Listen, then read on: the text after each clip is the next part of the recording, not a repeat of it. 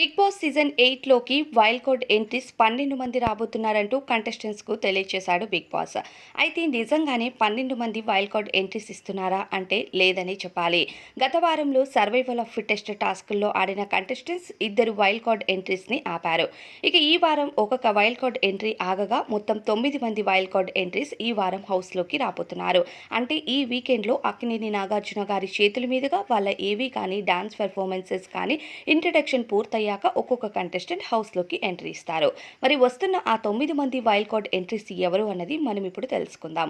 Big Boss season 1 నుండి హరితేజ గారు రాబోతున్నారు. హరితేజ గారు పక్కా ఎంటర్టైన్మెంట్ క్యాండిడేట్ అని చెప్పాలి.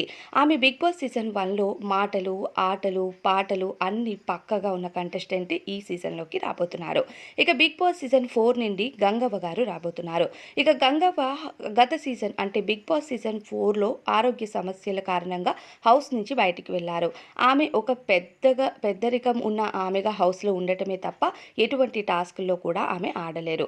ఇక మరో contestant Naini Pavani. Naini Pavani Bigg Boss season 7లోకి ఎంట్రీ ఇచ్చిన కొన్ని రోజుల పాటే హౌస్లో కొనసాగారు. అంటే కేవలం ఒక్క వారం రోజుల్లో మాత్రమే ఎలిమినేట్ అయ్యి హౌస్ నుండి బయటికి వెళ్లారు. ఆమెకి మళ్ళీ ఛాన్స్ ఇవ్వాలి వైల్డ్ కార్డ్ ఎంట్రీగా బిగ్ బాస్ సీజన్ 7లో అన్న జనాలకు ఈసారి బిగ్ బాస్ సీజన్ 8లోకి నైని పావనికి అవకాశం వచ్చింది.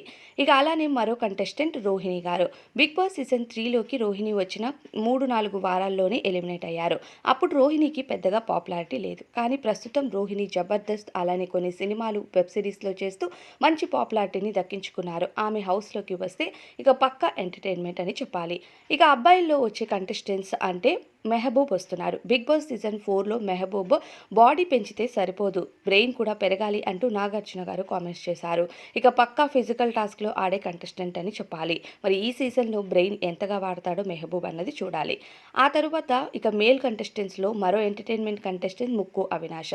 ముక్కు అవినాష్ ఈ సీజన్లో ఎంటర్టైన్మెంట్ బేస్గా హౌస్లోకి వస్తున్నారు. పక్కా అల్టిమేట్ ఎంటర్టైన్మెంట్ అని చెప్పిన ఈ సీజన్లో 1% ఎంటర్టైన్మెంట్ కూడా జరగలేదు.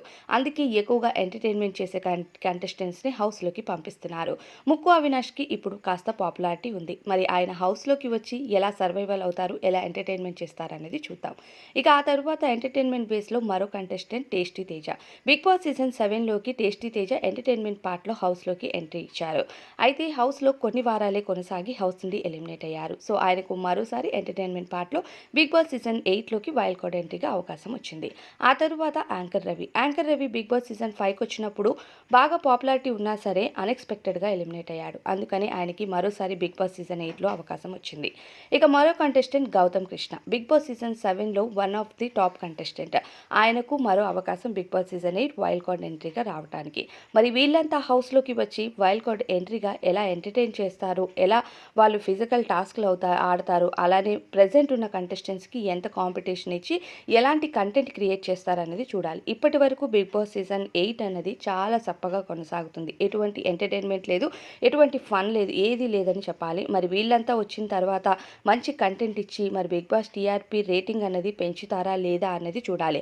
ఇప్పుడు వస్తున్న కంటెస్టెంట్స్ అంతా టాప్ మోస్ట్ కంటెస్టెంట్, అలానే మంచి ఫన్ జనరేట్ చేసే కంటెస్టెంట్స్ అని చెప్పాలి. మరి అల్టిమేట్ ఫన్ని ఎలా ఇస్తారని మీరు అనుకుంటున్నారో కంటెస్టెంట్స్లో ఫేవరెట్ ఎవరో కామెంట్ చేయండి.